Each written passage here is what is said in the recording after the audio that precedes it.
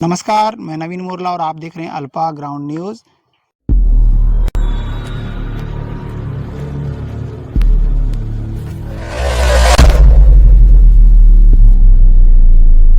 शासन प्रशासन की मंशा के अनुरूप लगातार ग्राम पंचायतों में प्रधानमंत्री आवास योजना के अंतर्गत जो गरीब व्यक्तियों तक पहुंचकर उनका सर्वे कर उन्हें प्रधानमंत्री आवास की स्वीकृति दी जा रही है। और कई ग्राम पंचायतों में, कई गाँवों में जो प्रधानमंत्री आवास मकान बनकर लोग रह भी रहे हैं। लेकिन हम आपको बता दें कि एक ग्राम पंचायत ऐसा है जहां पे जो शासन से नियुक्त जो कर्मचारी है, जो सचिव है, उनके द्वारा हितग्राहियों को लगातार 1 वर्ष से परेशान किया जा रहा है। हम आपको उस जगह पर लेकर जा रहे हैं, उन हितग्राहियों से भी बात करते हैं और वे क्या कहते हैं, उन्हें किस तरह की समस्याएं हो रही हैं, उसको जानने की कोशिश करते हैं। ये जो पूरा मामला है जनपद पंचायत भोपालपट्टनम के अंतर्गत ग्राम पंचायत दमूर का है। इससे पहले हम चलेंगे हितग्राही के पास, जिसे सचिव के द्वारा लगातार 1 वर्ष से परेशान किया जा रहा है। आप आएंगे मेरे साथ और लगातार आप देखिएगा कि किस तरह जो हितग्राही है वो परेशान हो रहा है। सबसे पहले हम उस हितग्राही से बात करते हैं, उसके बाद यहाँ की जो स्थिति है उसे हम दिखाने की कोशिश करेंगे। ये आए हैं हितग्राही के पास, जानते हैं इनकी समस्या किस तरह की हो रही है। तो दादा, सबसे पहले आप अपना नाम बताएंगे, क्या नाम लिखते हैं आप? चिड़ेम सुरेश लिखता हूँ। जो प्रधानमंत्री आवास आपको मिला है, उसको लेके अब तक क्या समस्याएं आपको उत्पन्न हुई? इसकी राशि जब आई, आपके खाते में डली, तो उसके बाद आपने घर को नहीं बनाया अब तक, तो समस्या किस तरह की हो रही है उसको थोड़ा बताएंगे। सचिव बोला है कि घर मैं बना के दूंगा करके बोला है। गड्ढा को दे ऐसी है। अब राड नहीं लाया, जिट्टी नहीं लाया, ईंटा नहीं लाया, कुछ नहीं लाया। तो कोई भी मटेरियल लाकर आपके घर के पास नहीं डाला। आपके द्वारा जो कॉलम का गड्ढा है वो भी खोदा गया। तो उसके बाद आपने उससे संपर्क कर क्या कहा? अब घर बना के दे बोलने से नहीं दे रहा है, अब पैसा भी वापस करके दे बोलने से नहीं दे रहा है। अब पिछले साल भी गड्ढा भी खोदे ऐसी है। अब इस साल भी खोदे हैं, इस साल भी ऐसी है। अब इस साल फिर बारिश गिरेगा तो गड्ढा मन पूरा फिर ढकेगा ही है। तो ये आपने सुना है, जो हितग्राही है सुरेश, ये लगातार जो है प्रधानमंत्री आवास के लिए परेशान हो रहे हैं। और जो सचिव है, जो तत्कालीन सचिव थे ओम प्रकाश कोरम, इनसे लगातार संपर्क में हैं। और पिछले 1 साल से इन्होंने 40,000 की राशि निकालकर सचिव को दिया।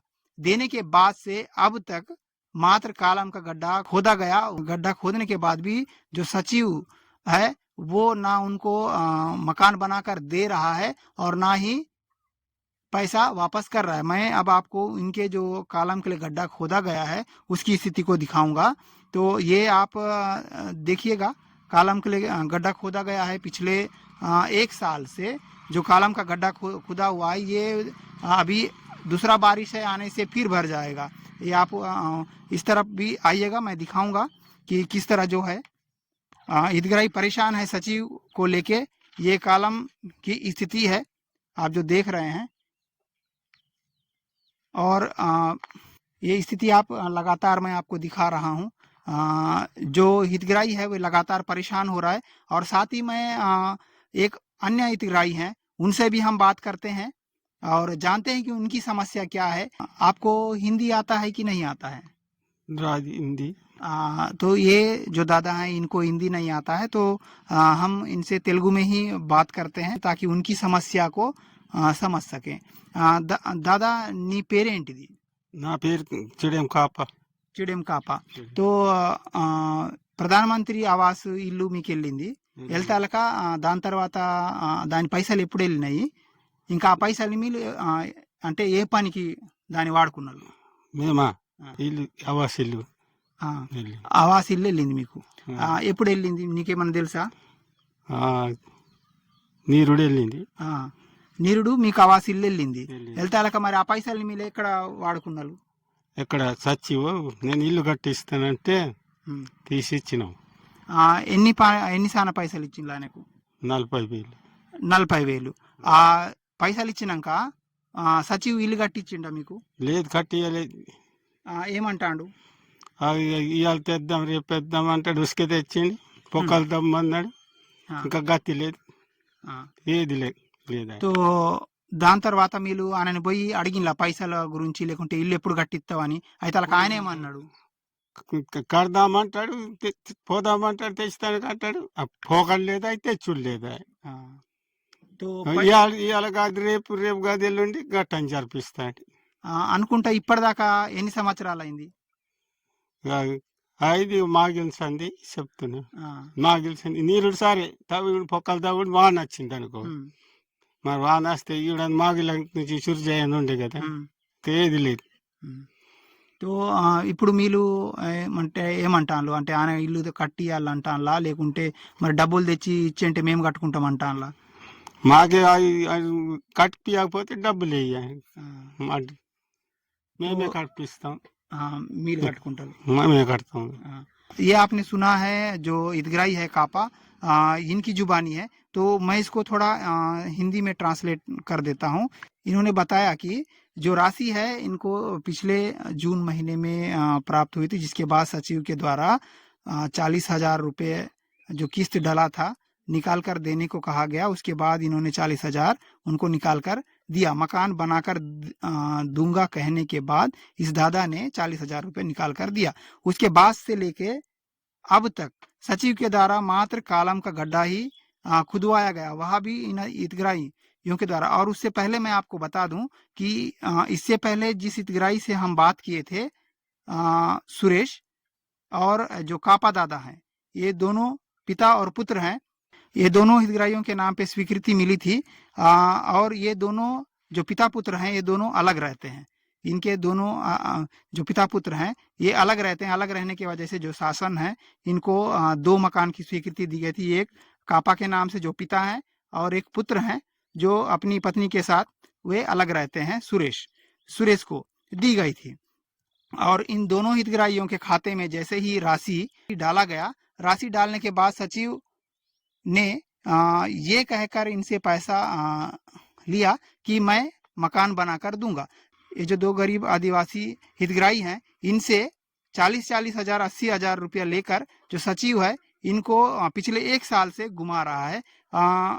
आपको आवास की स्थिति को दिखाया था, मैं पुनः आपको दिखाऊंगा ये आवास की स्थिति क्या है। उस तरफ जो मकान है वो सुरेश का बन रहा था, उस तरफ का जो मकान है वो सुरेश के लिए निर्माण हो रहा था। और मेरे जो राइट साइड है, मेरे राइट साइड की तरफ जो कालम के गड्ढे दिख रहे हैं, ये कापा का मकान का निर्माण किया जा रहा था। लेकिन स्थिति ऐसी हुई है कि लगातार जो है 2 हितग्राही पिछले 1 साल से परेशान हो रहे हैं। और पिछले जून के महीने में पैसा जो है निकाल कर सचिव को दिया गया। लेकिन विडंबना यह है कि जो गरीब आदिवासी हैं वे सचिव के पीछे घूम घूम कर परेशान हो रहे हैं। ना उनके द्वारा आवास बनाकर दिया जा रहा है और ना ही उनकी राशि को वापस किया जा रहा है। जो जनपद के जिम्मेदार अधिकारी हैं, जो इंजीनियर हैं, पिछले 1 साल से निरीक्षण करने के लिए ये नहीं आए हैं क्या? ये सबसे बड़ा सवाल है। क्योंकि अगर निरीक्षण में आए होते तो उनको इस समस्या से जो हितग्राही हैं वो अवगत कराते। लेकिन जो जिम्मेदार हैं उनके द्वारा इस समस्या को उठाना या इस समस्या का समाधान करना शायद उचित नहीं लगा, इसीलिए वे नहीं आए हैं। और इस समस्या को लेके हम उच्चाधिकारियों के पास उनके संज्ञान में डालेंगे। उसके बाद जो उच्चाधिकारी हैं वे किस तरह का इस समस्या का निराकरण करते हैं ये देखने का विषय होगा।